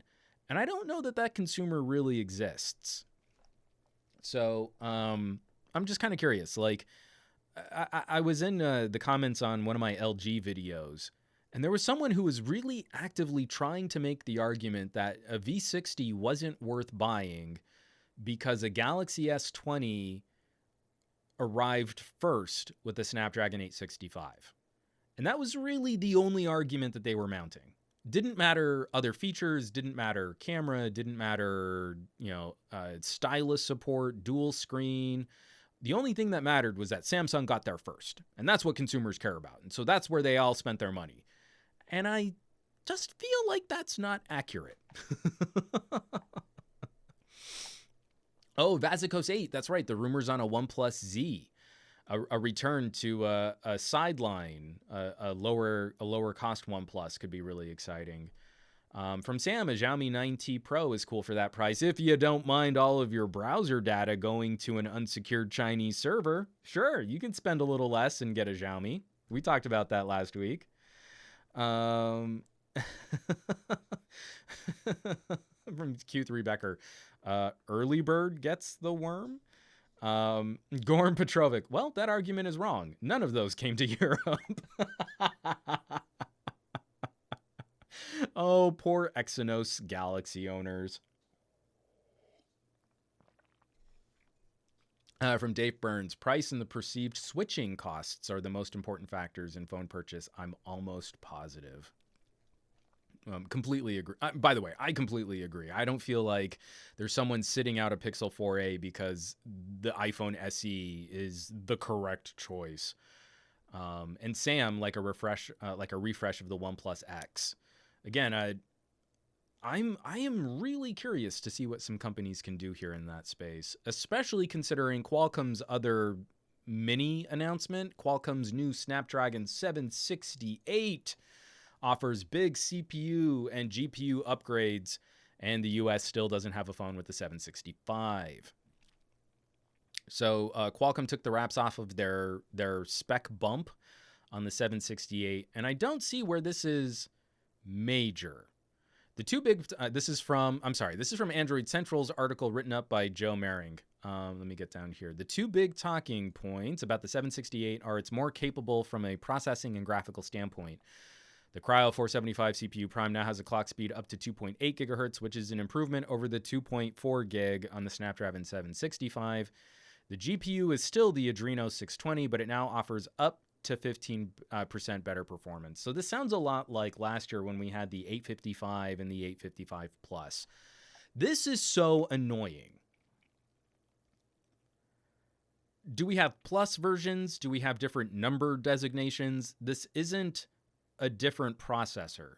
This is binning the 765 for parts that can perform higher and then calling it the 768. Last year, we had the same thing. You would bin 855s, and the better 855s would be called 855 pluses.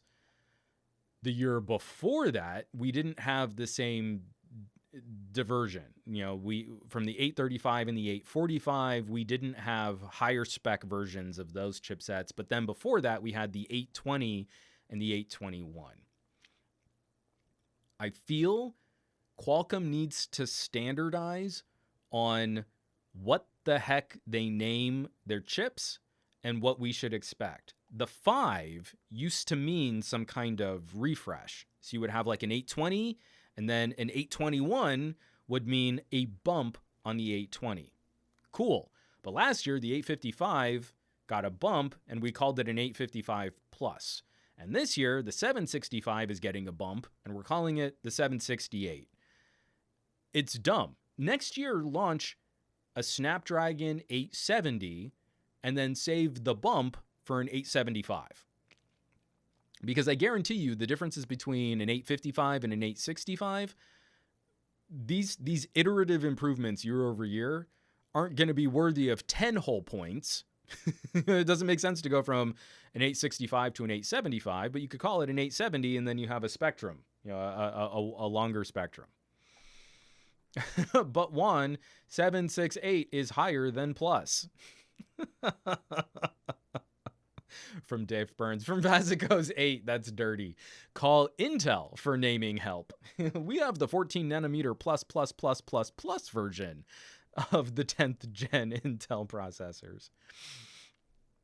Gabaletta, it's the same chipset but overclocked. So they go on to say, and I wonder, I don't think this is going to have an appreciable impact on the market. Maybe we see a mid-ranger gaming phone sporting a 768, but I'll be very surprised if, because we had rumors the next generation Pixel was going to be coming out with a 700 series processor and not an 800 series processor. So I wholly expect a Pixel 4a to come with a 675 and a Pixel 5 to come with a 765.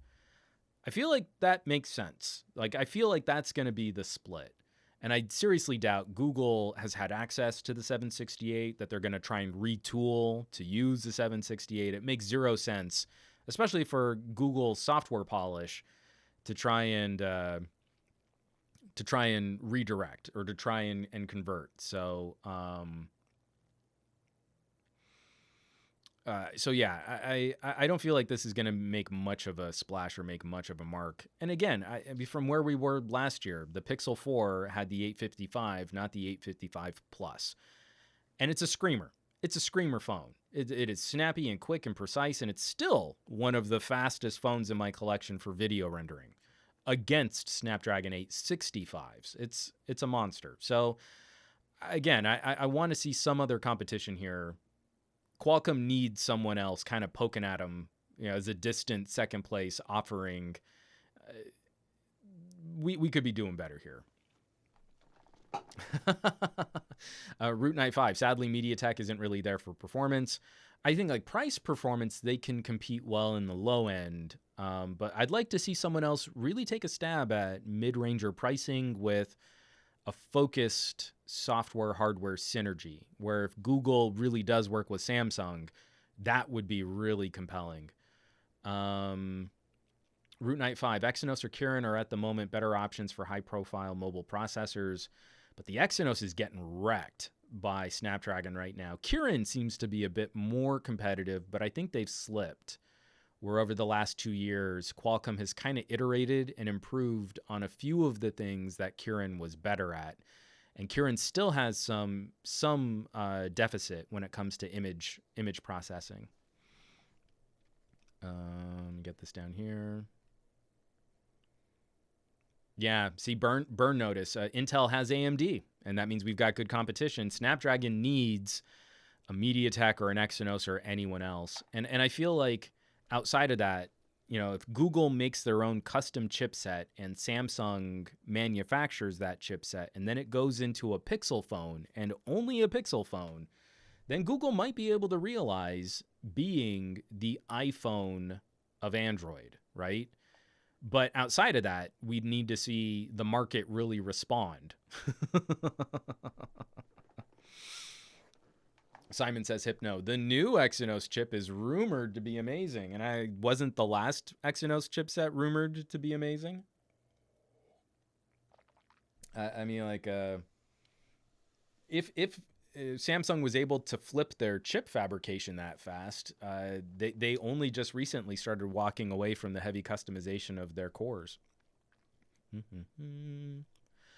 All right, so I want to start wrapping up the podcast, focusing in on some fun things that we that I got to showcase on Instagram. I did a little photo comparison, some A/B comparison testing between two phones, and one of the things that I really love was how in depth the conversation was, and why doing these types of comparisons, it's so much more fun to show photos from two phones and try and do some A/B comparison testing when you don't tell people what the phones are.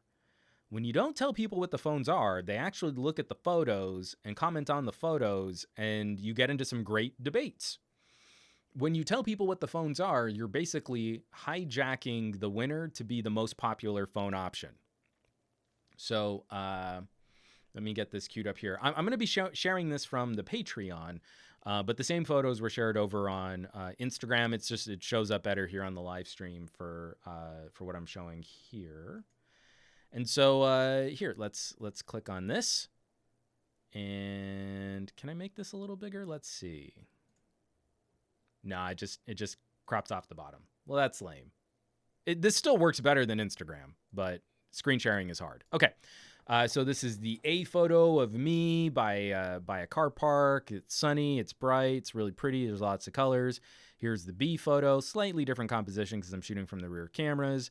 And we've got this beautiful pink flower and some highlight clipping right in the middle, but you can see this really soft, delicate bokeh in the background. And then, you know, the B phone, the colors are a little cooler and there's less clipping in the highlights of the flower, but I think the bokeh is actually a little sharper defined. And then C, the third photo, there's a palm tree, and you can see I kind of blew out highlights on the bark of this tree. And then, you know, the B photo, it's actually got kind of a yellow tint or a green tint to it, but there's way more information on the B photo there. Two phones. JMX Warrior voted ABA. He liked A first, then B for the flower, and A for the palm tree. I mean, there were so many comments on this. And let me try and load. Just on the Patreon, there were over 25 comments. You know, Will liked A. David DeRosier liked B. Ryan says this is hard. Zach Webb, I'm torn between B for one, but A for the second. Zach says A. I absolutely love DT Anil here in the live chat. I voted AAA. So who has some guesses? What were the phones? Anyone want to take a stab at what phones I used in this showdown or this comparison? And the Instagram was very similar too. There was not a consensus on what phone shot these better, which makes me so ridiculously excited about the phones we're going to be talking about here. I had to take a sip of water there. Any thoughts? Anyone? I know a lot of people were trying to say I was putting the iPhone SE. Matt Tyler says TCL, OnePlus 8, iPhone SE, question mark, question mark, question mark. A and B are the same. So every A photo is taken from the same phone, and every B photo is taken from the same phone. Simon says, Hypno says TCL 10 Pro. Aditya Anil says the less saturated and the cooler photo tones are from the TCL 10 Pro. Simon says, Hypno says V60. Gabaletta says OnePlus 8 versus the TCL 10 Pro. Dave Burns, I was thinking V60 versus OnePlus 8 Pro. In fact, Produce says the BlackBerry Key 2. All right, folks, here you go. You ready? The grand reveal. The two phones in this comparison. And the reason why I wanted to put these two phones up against each other is because they have nearly identical main camera sensors with around a $300 price difference between the two phones. And that means this photo comparison has taken place between a TCL 10 Pro, so kudos to you, and an LG V60. Folks, full auto, HDR, point and shoot, all this stuff we claim, average consumers, there is no clear winner. I generally prefer the less aggressive saturation from the LG V60. All the shots are cooler. I don't like the yellow green cast on the palm tree shot, but I like that this is doing a bit more to rein in highlights, so you end up with more actual information off the lens.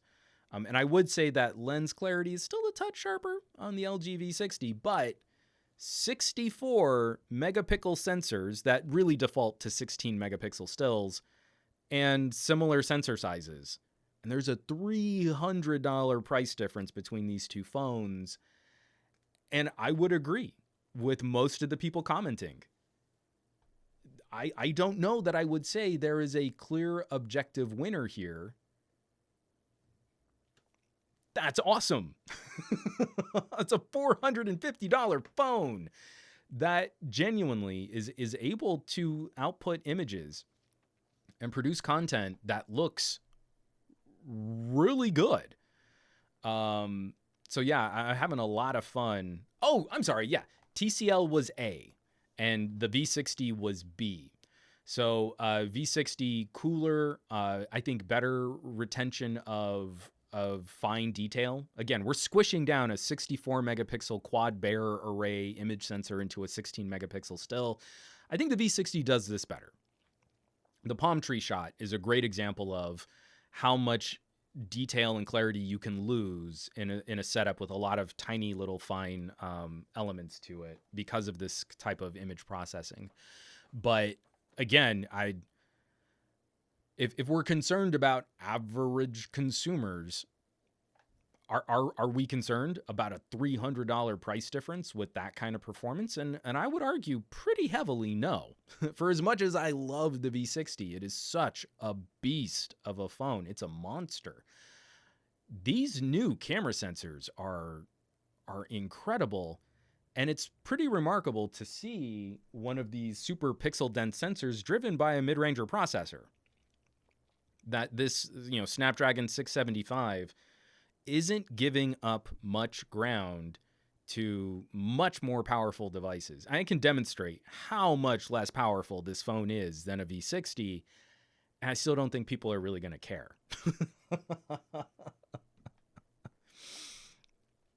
From Dave Burns, the TCL had the more hyped colors. Definitely the more saturated, warmer. White balance definitely leaned more golden in outdoor shooting here in Southern California sun. And I don't love some of the things that it's doing to like skin tone. The skin tone is getting hyped with that kind of old school HDR effect. But again, if you were sharing directly to social media, yeah, I mean, you'd probably slap a filter on a V60 photo anyway. It's remarkable. This is good stuff. And when we talk about competition, and we talk about competition at all price tiers, this is what's so incredible to to be focusing on, to highlight the V60 camera sensor is not messing around. LG still holds a clear advantage for camera app performance. The post-processing, the manual control options, the video control options. I mean, it's still a sizable lead, but hardware to hardware, you get results that look really good and make it very difficult to distinguish what phone would be taking the better version of that photo. I mean, these new camera sensors really do show us the hardware component is critical to improving this camera performance, and you can't always just out software a situation or a problem to achieve better results. From Puigi, the TCL did a surprisingly good job. And burn notice. This is, again, I mean, when we're trying to put up a fair comparison point, this is exactly what I was just mentioning. LG strong point is in auto mode, especially at night, so I'm glad the V60 has the more megapixels. LG's auto processing has gotten way stronger. I mean, since the V40 to now, it's revolutionarily different. But I would still say, if you only cared about, pushing the shutter button in full auto, and maybe you didn't even tap the screen to focus, you should be buying a Pixel. Like, it's no contest. A Pixel 3a, only pushing shutter button, you're probably going to get better stuff easier than what you do with an LG V60. From Dave Burns, we're running out of differentiating features thanks to Moore's Law. Gary the Fireman, I'm impressed with TCL. I never thought I'd say that. Oh, and DJ Audio 1 saying much respect. My brother LFA sent me. Hey, any friend of LFA is welcome company here. Thanks for joining. Thanks for checking us out. Compare the TCL with the iPhone SE 1 lens versus 4. I'm so glad you brought that up because I'm writing a video. I'm writing the script for a video right now. TCL 10 Pro versus my iPhone SE. And at $450, you've got a 128 gigabyte iPhone SE and you've got a 128 gigabyte TCL 10 Pro. And that's about the only comparison point that you can make between these two phones at that price tier. Like, they are incredibly hard phones to directly compare once you stop at storage for the price. The philosophies could not be more different between these phones. And so it's a challenging script to write. I mean, this is kind of what I'm playing with to get some of the additional features that, you would have to spend a lot of money outfitting your iPhone SE to get things like a wide angle lens that doesn't look like garbage and, a case to protect it, where the TCL 10 Pro comes with a case in the box. And maybe I should shop a faster charger for my iPhone, but there's, what is it? It's like 18 watt charging that comes with the TCL 10 Pro. I mean, like, point for point for point for point for point. It is very difficult comparing those two phones. The philosophies are so different. So yeah, I mean, you stop at $450 and then you're like, but the screens and the cameras and the headphone jack and the batteries and the charging and the chipsets and the prediction on software support, it's nuts. It really is. So this is what's exciting about competition.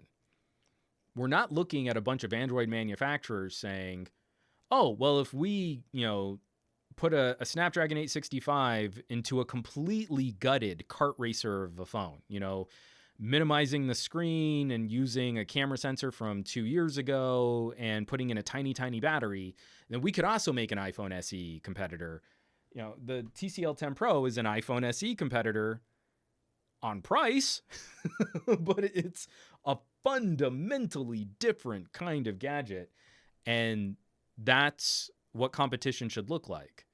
$450 should mean wildly different pros and cons from manufacturer to manufacturer to manufacturer. We should not have an ecosystem of the exact same types of devices that reach the same price point. We should not have that agreement. And that's, this TCL is blowing me away. Everything that I was predicting last week is so exciting to see how this is going to play and where this is going to be a brutal fight for the Pixel. Where, again, I can make some early predictions and I can make some estimations on performance and I can look back at the Pixel 3a. And the Pixel 4a is not going to be the foregone conclusion winner at $399 that the Pixel 3a was. From Fat Produce, I'm impressed with TCL's hardware design. It looks like a baby OnePlus. I mean, you could put up a TCL. It looks like the love child of a OnePlus 8 and a Mate 10 Pro. Like if those two phones had a baby, you'd end up with the look of the TCL 10 Pro. Gary the Fireman is... Oh, this wasn't a Moment lens. I don't have any Moment lenses. This is a Rhino Shield. The Rhino Shield 4K lens is actually really nice. So this is a wide angle adapter that then unscrews to give you a good macro adapter. And it's on a bayonet system, which is very similar to the Moment lenses. I'm not saying it's a direct comparable system. Like maybe if you had a Rhino Shield lens adapter on a Rhino Shield case, that maybe you'd be able to use a Moment lens on that. I'm not saying that, but maybe. I don't know. But I really like the macro lens. I think the Rhino Shield macro lens is really nice. Simon says, Hypno, battery life on the TCL 10 Pro? ? Very good.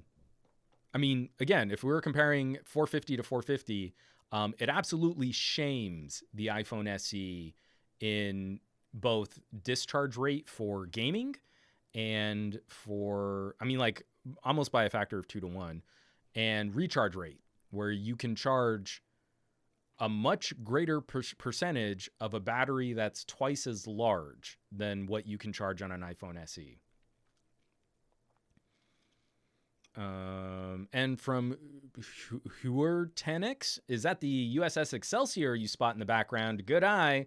My buddy at Fat Produce hooked me up with that amazing, it's actually the, the patent office diagrams for a USS Excelsior model.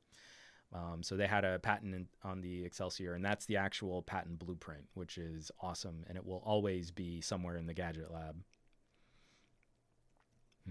And get this out of the way here. And some other commentary, people talking about TCL and TVs and competition, and Q3 Becker commenting on the Mate 10 Pro comparison. Definitely looks like a Mate 10 Pro.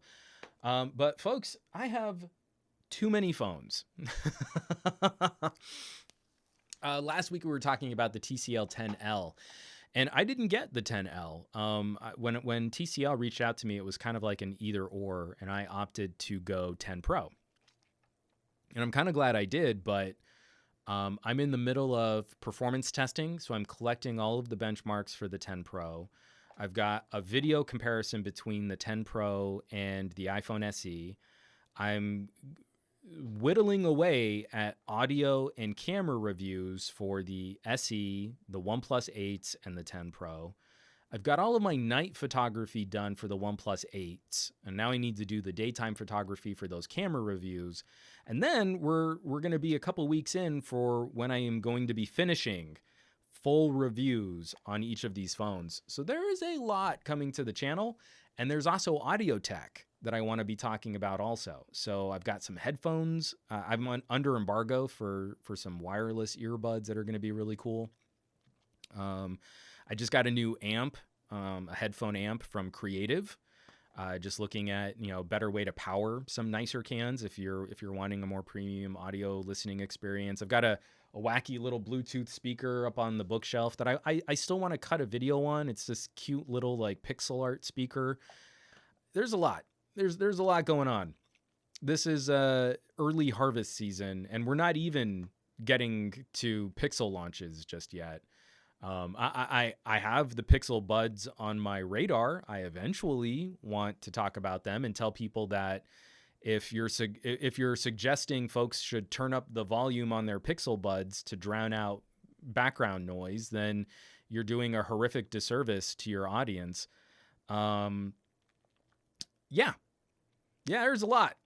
I'm sorry, I actually just sidetracked myself with all of the scripts and the videos that I need to shoot. So that's a thing. Let me take a sip of water here.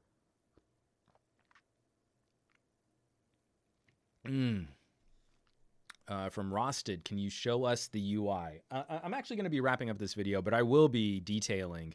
There's custom software on the TCL 10 Pro. There are some interesting things that they're doing with design, and then there are also a few knockoffs, like other manufacturers that have added to the UI.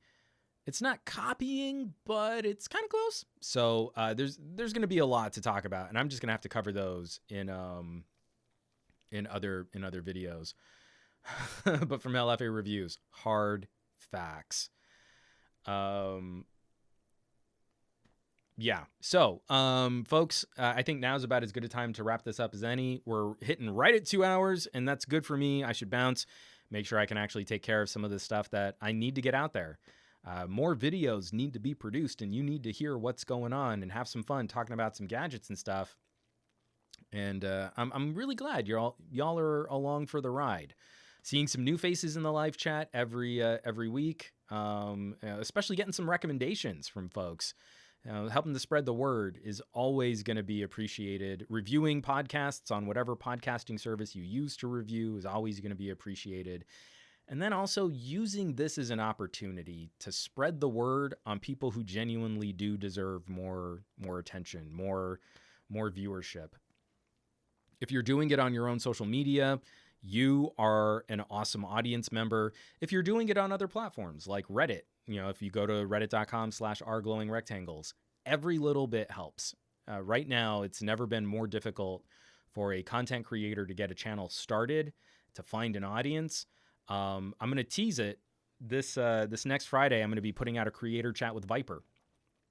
A major component of our conversation has been his struggles dealing with how YouTube, in effect, has kind of censored his channel, and not through any missteps on his part. It's that YouTube literally does not know what to do with Viper's energy.